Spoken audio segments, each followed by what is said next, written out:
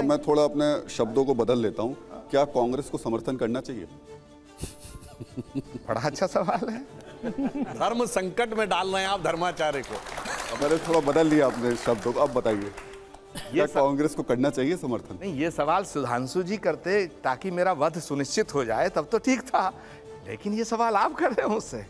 देखिए, मैं ऐसा मानता हूं कि एक निशान, एक विधान, एक संविधान होना चाहिए, बिल्कुल होना चाहिए, लेकिन इसमें होना चाहिए, बिल्कुल होना चाहिए, लेकिन इसमें कई पेच हैं। वो पेच क्या हैं कि फिर आप रिजर्वेशन में का क्या करेंगे, आरक्षण का क्या करेंगे? क्योंकि अगर हम, आपका जो मूल भाव है वो ये है कि देश के अंदर सबके लिए एक कानून हो, सब एक बराबर हो, बिल्कुल स्वागत है। मैं गारंटी से डंके की चोट पर कह रहा हूं, मैं पहला व्यक्ति होऊंगा जो इसका समर्थन करूंगा। लेकिन आप ये बताइए, ये जो जातियों के नाम पे आरक्षण हो रहा है, ये भी तो भेदभाव पैदा कर रहा है।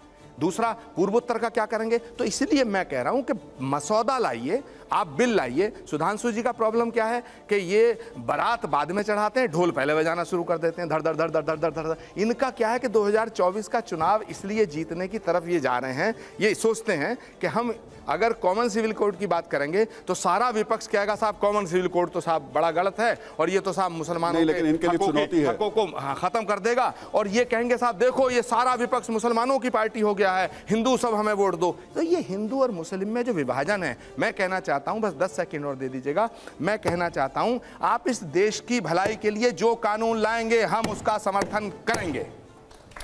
सुधांशु जी, एक बड़ा आपके लिए चुनौती जो रहेगी वो आरक्षण का मुद्दा रहेगा। नियत से लाइए, नियत साफ करिए। जो आचार्य प्रमोद कह रहे हैं कि आपके लिए बड़ी चुनौती है, आरक्षण का क्या करेंगे? इनसे पूछिए अभी जातिगत जनगणना के पक्ष में है कि नहीं, बाकी बात तो बाद में करेंगे, पूछिएगा अभी, देखिएगा सब दाएं बाएं कर जाएंगे। जैसे कारण क्या है, जैसे इन्होंने कहा ढोल पहले बीजते हैं, इनका बाजा और गजब है, आप बाजा बजाएंगे आवाज ही नहीं आएगी।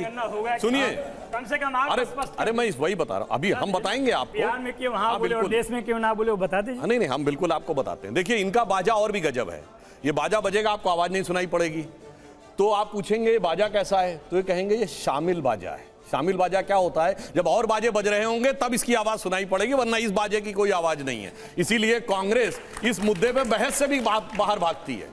वो तो चलिए आचार्य जी आ गए हैं, अन्यथा समस्या जानते क्या है? जब किसान कानून आए तो इन्होंने कहा चर्चा क्यों नहीं की गई, क्यों नहीं सबसे विषय मांगे गए? अरे भाई, जो लॉ कमीशन है वो एक वैधानिक संस्था है, उसने सुझाव ही तो मांगे हैं कि भाई सिर्फ सांसदों का ही नहीं, जनता का भी कोई सुझाव हो तो वो दे दें।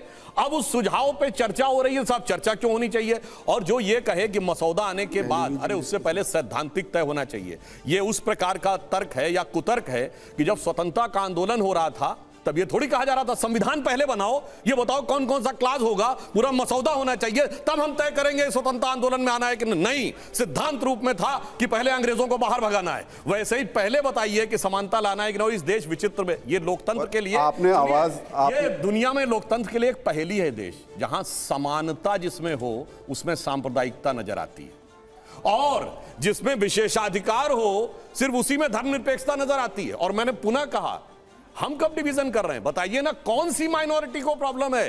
किसी सिख का नाम लीजिए, बौद्ध, जैन, यहूदी, पारसी, क्यों सिर्फ एक ही को प्रॉब्लम क्यों है? और उसी को जो ये कहता हमने 800 साल इस देश पे हुकूमत की है, शायद इस वजह से प्रॉब्लम है। मैं आता हूं आपके पास, तस्लीम रहमानी साहब।